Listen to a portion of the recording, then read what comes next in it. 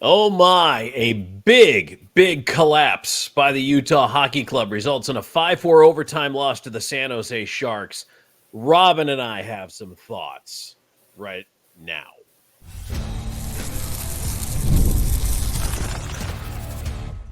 You are Locked On Utah Hockey Club, your daily podcast on the Utah Hockey Club, part of the Locked On Podcast Network, your team every day. Thanks for joining us, everybody. I am former NHL voice Tom Callahan, and alongside me, Robyn Leano, longtime team correspondent, and we together, Robyn, you and I started texting towards the end of this game, and I know we were kind of thinking the same thing, and I know that a lot of fans tuning into the show might have been thinking the same thing, but that was an absolute turd in the punch bowl by the Utah Hockey Club. They were up 4-1, and they blew it. Give up 3 goals late, take a penalty in overtime, lose on the overtime power play. I've got some numbers to kickstart this, okay? We're going to start right here. Actually, this is the one number that really, I think, speaks to where I want to go with this.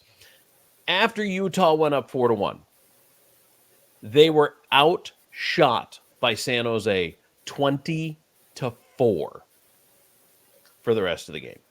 Unbelievable. The thought process that was coming through me, like, remember the warning that we all gave? Hey, this could possibly be a trap game. What about trap last 5 minutes? Oh my like goodness. That they trapped themselves. Yes, they did. They got complacent. They were up 3. They saw that 4-1. Like, okay, we can. Like, they got conservative, very well knowing that San Jose had everything to lose on this one. They were still winless. They wanted that win. And it's not even that they got conservative. They just took the foot off the gas and assumed they had it in the bag. Yeah. And again, I talk about all the things that I think build a playoff winner, right? And it is the cutthroat mentality. It is the ability to put teams away. It is when you beat teams that you should beat. Yeah. All of those could have been on display tonight because there were positives, and we will get to those, but not right now. No. I have other bones to pick first. It blows my mind that this team just struggled the way they did to put together 60 full minutes of hockey. They played a pretty good 50 minutes. Yeah. But you don't win a game based on 50 minutes. You got to play all 60 minutes. And the Sharks knew that. And like you said, they were hungry. And we saw that. We did see that. And again, I think that's why that warning was put out there. It's like, hey, you can't get complacent for a single second of this game, because that is the exact thing that we were worried about. Something like that would happen. I don't think that, it's exactly, I wouldn't have pictured a 3-goal, a 3-goal lead leading to a collapse like that, being up 4-1 late in the third period. That's not how I expected it to happen. No, I got roasted on the under on that. And this show is brought to you by FanDuel. You can start the season with a big return on FanDuel. New customers can place a $5 bet, and you'll get started with $150 in bonus bets if you win your first $5 bet. Visit FanDuel.com to get started. Robyn, I was like, oh no, 2-0. Shut out. Low scoring game. Even though the Sharks let up an average of 4 a game. The Sharks stayed true to their word. They let up their average of 4 a game. And they didn't look all that good doing it, to be honest with you. And again, we'll get to those positives for Utah. But it's hard for me to overlook the way it fell apart down the stretch for the Utah Hockey Club. And again, I don't know how many different color highlighters I need to talk about the defense and special teams. Yeah, I know. I think a lot of that, you just take a look at some of the issues that continue to plague this team. And you and I have talked about this off the air, on the air, just via text or whatever it might be, of all the issues that this team is facing. And even in my head, I'm thinking, what's being done to address it? Well, you know what's funny is the feeling became inevitable. You know what I mean? You could once, so 4-2, you're like, yeah, all right. They got one in garbage time. Yeah. And then it's 4-3. And you're like, uh-oh. And then it just you could feel it coming. They were running around in their own end. It was scrambly. Coverages were falling apart. San Jose clearly had the momentum. After Oh, they yeah. got that third goal, the belief swept through that Sharks bench. They're like, hey, this is going to happen. And it did. They tied it.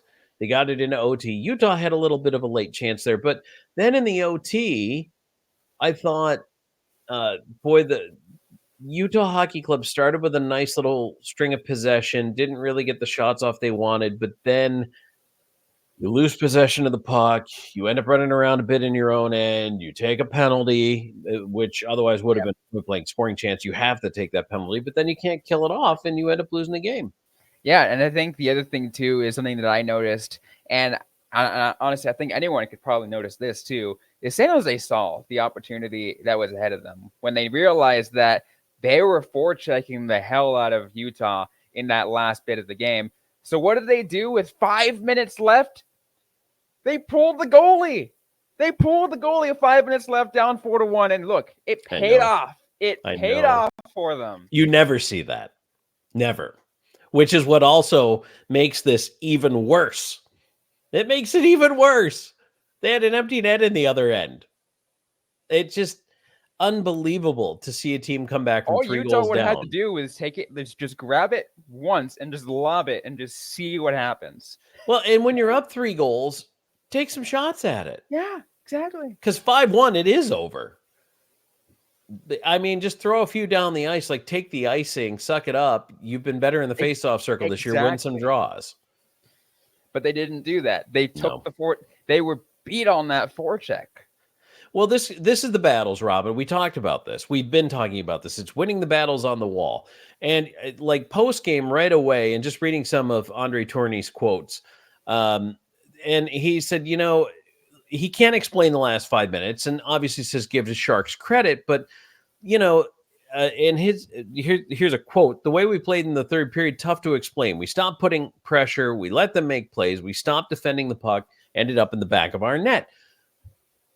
Yes, all of that and more. And again, that is when you're building a big physical hockey team, or you're supposed to, something's missing here.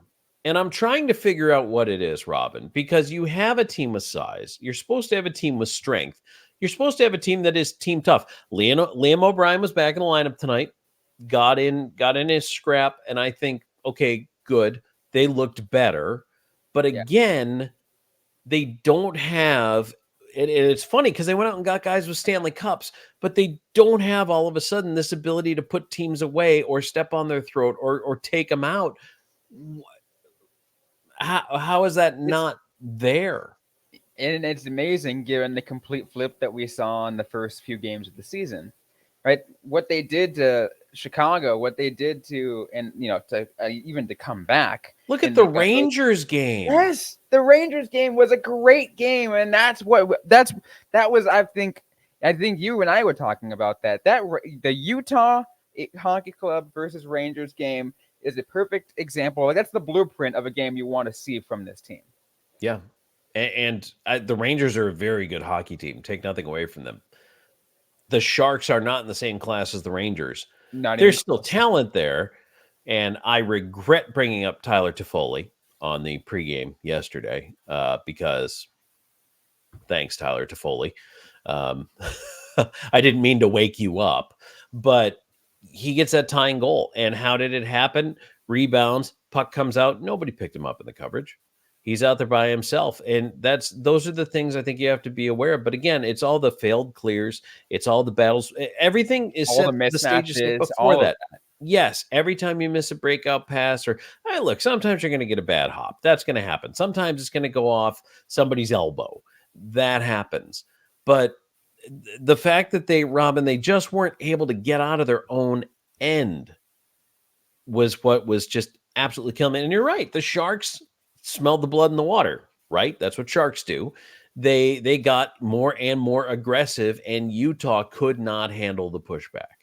They couldn't. And I'm going to bring up this down, and we're going to maybe talk about it a little bit more later too. But really quick, you talked about being outshot in the last 5 minutes, but look at the total shots. San Jose put on a whopping 45 shots in this game to Utah's 23. And one thing you talked about earlier this season, Tom, is the goal in a hockey game is to get at least 30 shots. Yes. I've yet to see Utah get at least put together a couple of games, even if one at all, to get more than 30 shots in a single game. Yeah, you look at the fact that they gave up 17 in the second and in the third. That's crazy to me. 17 shots in a period is a lot, and they did it back to back, the Sharks. Meanwhile, it was 8 in the second and 3 in the third for Utah Hockey Club. Yeah. And that tells you exactly what happened. The Sharks pinned their ears back. And this is all on home ice too, in Salt Lake City. Yes. That's kind of, to me, that stings just the even more. We're gonna finish up the thoughts about this, but then we're gonna try to bring out some silver linings, Tom. We're gonna try to bring out maybe some of the good we did see in this game, because there were some. There's definitely Robyn, when it was 4-1, this was the happiest post-game show of the year. I know. I was going to be so excited about this. Yeah, it was. And we'll get to that. We'll get to all of that right after this. Today's show is brought to you in part by FanDuel. Get ready to tackle the NFL action with FanDuel, America's #1 sports book, because right now, new customers can bet $5 and get $150 in bonus bets if you win. The FanDuel Sportsbook app gives you everything you need to place live bets on the NFL all in one place. So when you get a hunch in the middle of the game, you can check out the latest stats, view live play-by-play, and so much more on the same page where you place your bets. Just visit FanDuel.com to join today. You'll get started with $150 in bonus bets if you win your first $5 bet. That's FanDuel.com. Never waste a hunch and make every moment more with FanDuel, an official sportsbook partner of the NFL. And the show also brought to you today by Game Time. The Game Time app, absolutely fantastic. No matter what you're looking for tickets for, whether it is sports, maybe it's a comedy show, musical theater, concerts, whatever it is, Game Time's got you covered. They've got a great new feature called Game Time Picks that makes getting tickets to your favorite live events even easier. Game Time Picks filters out the fluff to show you only the incredible deals on great seats, so you don't have to waste time searching through thousands of tickets. I use this app. I had a great time. I've told you about this before, but if you're new to the show, first of all, welcome. Second of all, I found great seats to a game at Fenway Park. Went to go see the Red Sox towards the end of the regular season. I was out in the Boston area, and I toggled on the all-in pricing, which is not on by default, but I definitely think you should, because what that does is it shows you your out-the-door pricing on your seats. No matter how many seats you're getting, toggle on that all-in pricing feature, and it just shows you 2 seats. Boom, this is your price. That's what you're paying, and that's what I want to know. It also allows you to see your panoramic seat views before you buy. Also has the lowest price guarantee, or Game Time will credit you 110% of the difference. And Game Time ticket coverage is the most flexible customer service policy in the ticketing industry. Take the guesswork out of buying tickets with Game Time. Download the Game Time app, create an account, and use our code LOCKEDONNHL for $20 off your first purchase.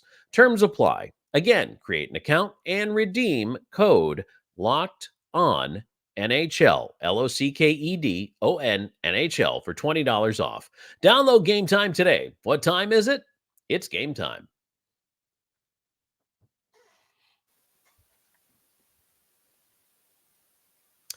So as we come back here and talk about, there are some silver linings we can get to, Robyn, and we talked about the stats.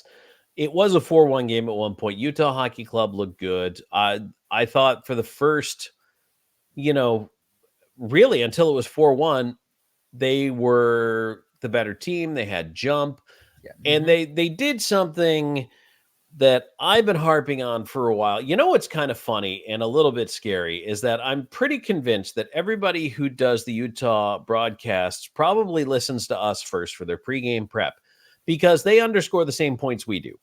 They talk about them, like what 12 hours after we do. So I appreciate them using us for prep. But how it worked tonight for Utah Hockey Club, this is a really simple formula. And go ahead and check the tape because I've said this before.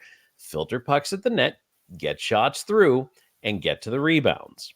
Hey, What did they do on several occasions tonight, Robyn? They were able to get pucks to the net. They were able to. Look, they were able to get those more high danger chances, and it worked out for them. Michelli looked great, and he scored from 2 inches away. You mean he passed it at the net twice? he did pass it at the net twice. He had no one else to pass to. The net was wide open twice. And you know what, Cole? This is the difference. This is what the veteran does. Okay, this is why you bring in an Ian Cole. What does he do? He doesn't try to rifle it and beat the goaltender from the blue line. No, he shoots to get it on net. Not miss the net, get it through whatever seam is there, whatever his lane is. He gets the shot through twice. And Michelli's there twice to pick up the rebound. Sergachev, that puck had eyes. But what did he do? He found a seam. He got it through. It goes in. Okay, this is brilliant. They looked really good doing that. And I'd love to see more of that. And of course, more of Dylan Gunther just doing what he does best and his shots on. He's not too shabby, right? I mean, that kid's not bad. Right. And I think they even put out a stat too now, I think with an assist, Clayton Keller, I think 10 in 10 games, 10 points, I think is like the Utah HCPR put a stat on there. I actually can't even quote it directly right now. You can take a look at it. It's one of they're one of few players to get, I think, 10 points in 10 games in their first 10 games as a franchise or whatever it was. So I had trouble following you through Utah HCPR. I'm like, what is that? That sounds like an accounting firm. I guess in a way they are, right? They're keeping track of the numbers. So, which is a great start. And I think, look, there are shining stars individually that have had great starts. Gunther was off to a great start, cooled off a little bit, but back in the goal column tonight, which is great. And Sergachev breaking through, love it. I loved what I saw early when they were possessing the puck and they were just, look, it doesn't have to be pretty. It can be so ugly. They all still count for one goal when they go in.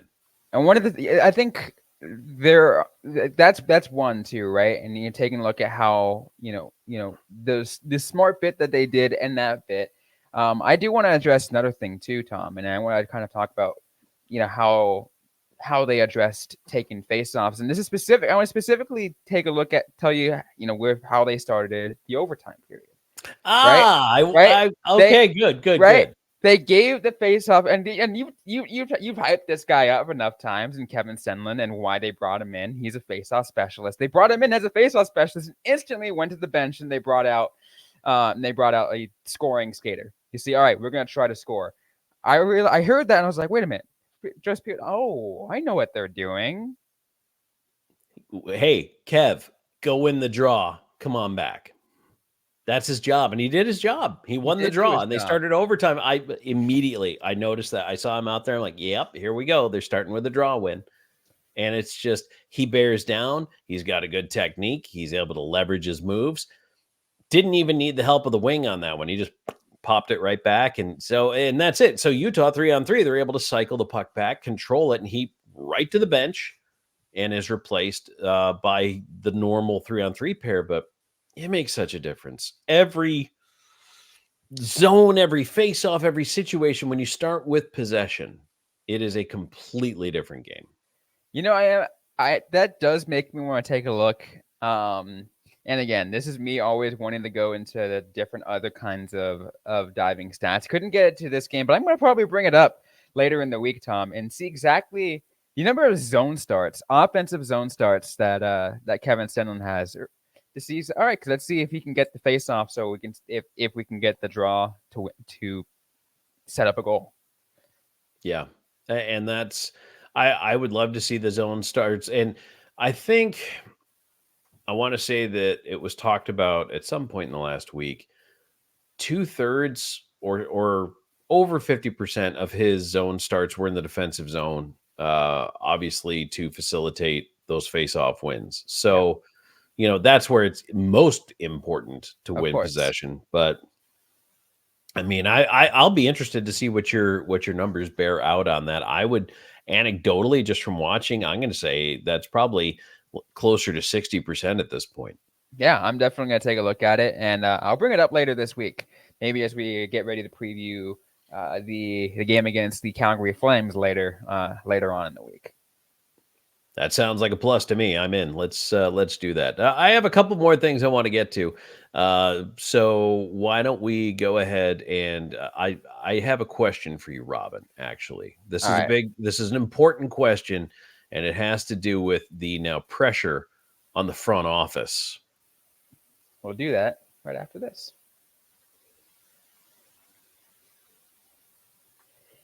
And today's episode is brought to you by Prize Picks. Prize Picks is the best place to get real money sports action with over 10 million members and billions of dollars in awarded winnings. Prize Picks has made daily fantasy sports accessible to all. You just pick more or less on at least 2 players for a shot to win up to 100 times your cash. Run your game all season long on Prize Picks. So Prize Picks has an amazing injury insurance policy. So if your lineup stays in place, even if one of your players gets injured, so it kind of just reboots and it just goes from your 6 pick to 5 picks. It really helps you out. So you're guaranteed to still get a perfect lineup. You can get real money sports action in 30 different states, over 30 states, including California, Florida, Georgia, Texas, and of course even Utah. Now a lot of you guys are wondering, hey, can I get involved straight from Utah and get a Utah Hockey Club lineup going? Yeah, why not? You can do that right here on Prize Picks. You can sign up today and get a $50 instantly when you play $5. You don't even need to win to receive the $50 bonus. It's guaranteed. Prize Picks also offers weekly promotions that can lead to big payouts like Taco Tuesday. For each Tuesday, Prize Picks discounts select player projections up to 25% to provide even more value for your lineups. Check it out today, guys. Download the app, use the code LOCKEDONNHL, and get $50 instantly after you place your first $5 lineup. Once again, that's the code LOCKEDONNHL after you place your first $5 lineup, and you get that $50 instant bonus. Prize Picks, run your game.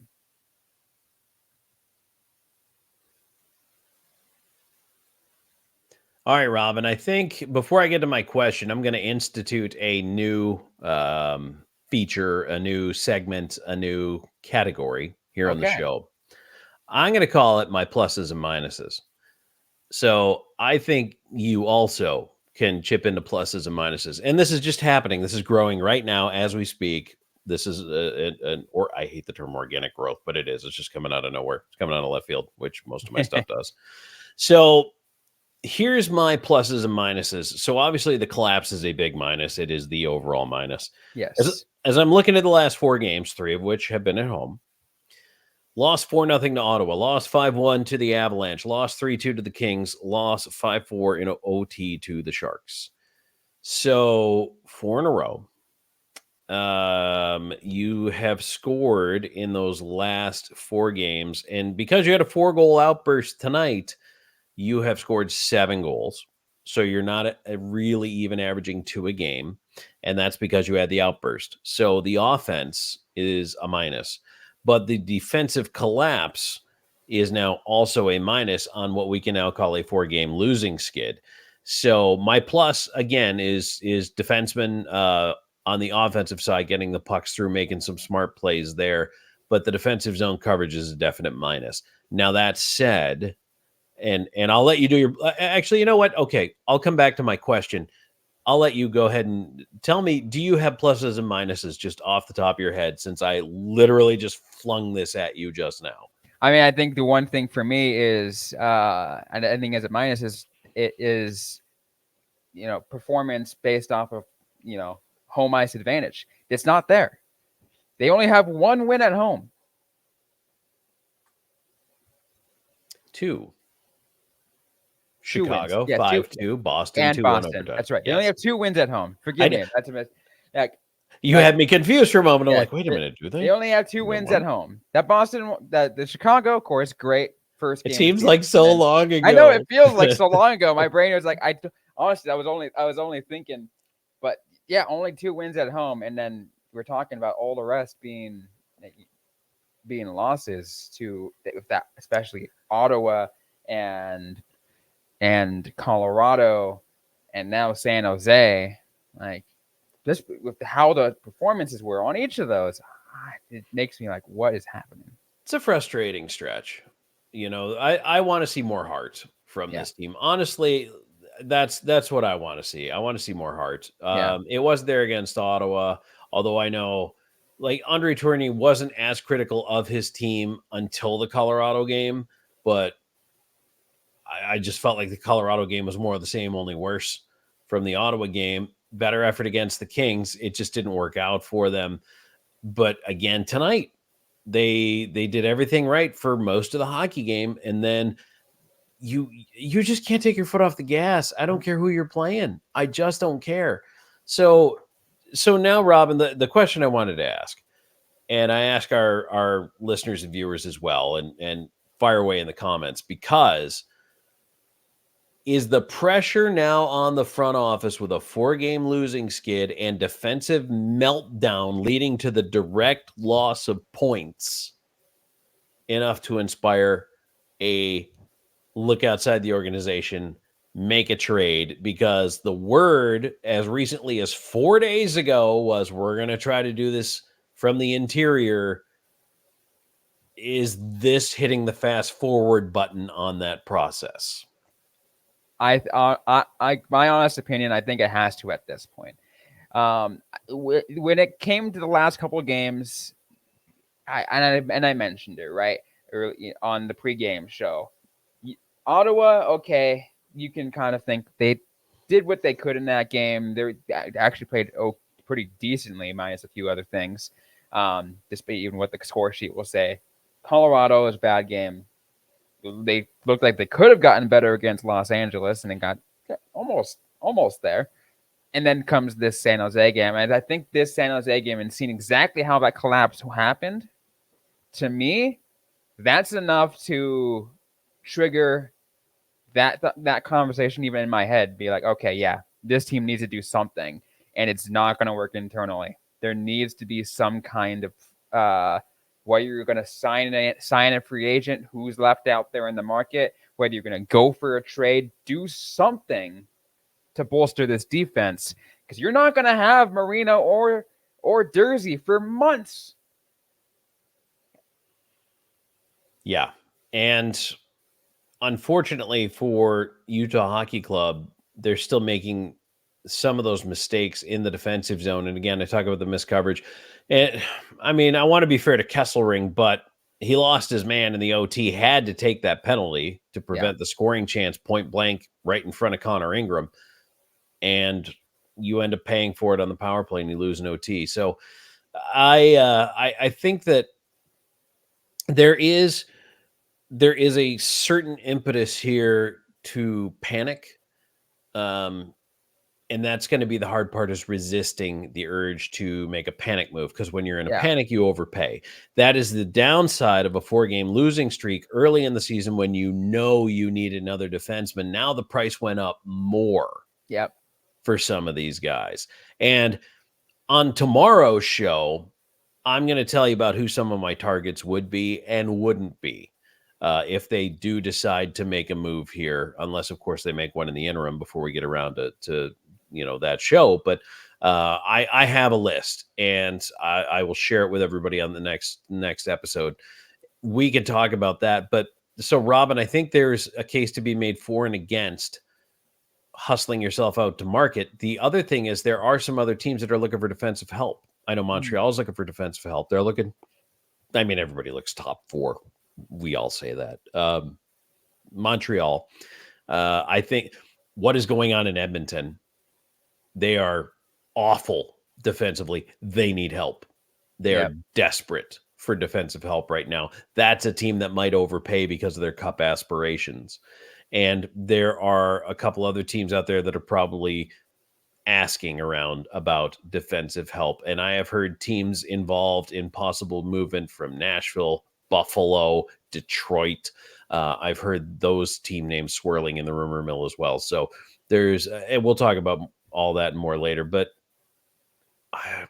it's definitely you need something, but proceed with caution because you do not want to get fleeced. You can't make the playoffs right now, but you can miss them.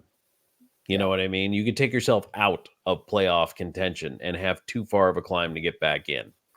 And I think the important thing here is, and again, yes, the pressure is there, but is to try as hard as you can to put the trust in Bill Armstrong. Like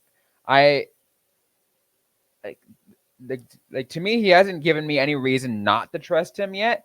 But I'm at this point, I'm looking to him and be like, okay, I'm watching what your next moves are going to be. Whether it's, picking up the phone and at least inquiring about a player, or finding something, getting an asking price, doing whatever. I know I want to hear something. And Robyn, I want to be clear about this point before everybody goes and runs off and misquotes us saying, oh, they're dumping on Bill Armstrong. We're not. No. Bill Armstrong is not responsible for injuries. He's not. Like, he didn't hurt Marino. He didn't go out there and take a pipe to Dursey. Like, those things happen. Yes. And that's not his fault. It's the response. It's like it's his responsibility though on how to respond and how to deal with this. Yes, which we're in that process right now. But look, if those guys aren't hurt, we're probably not having this conversation. You know, would they have lost a couple of these games that they did lose? Probably. But they wouldn't.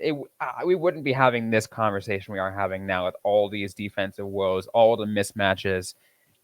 It wouldn't be there because we've seen what Dursey is capable of. Just take a look at that. The first game, he looked. He was great. He was a huge part of that opening winning streak, right? Yep. And all you gotta do is take a look at what Marino was able to do when he was with New Jersey. So. They're capable of doing good. I'm leaving with one question at the end of this show. Where's the heartbeat? Who is the heartbeat? Or could be multiple players. Who's the heartbeat of this team right now? That's what I want to figure out my answer to. And that's what Utah needs to find its answer to. Every single guy needs to look in the mirror tonight.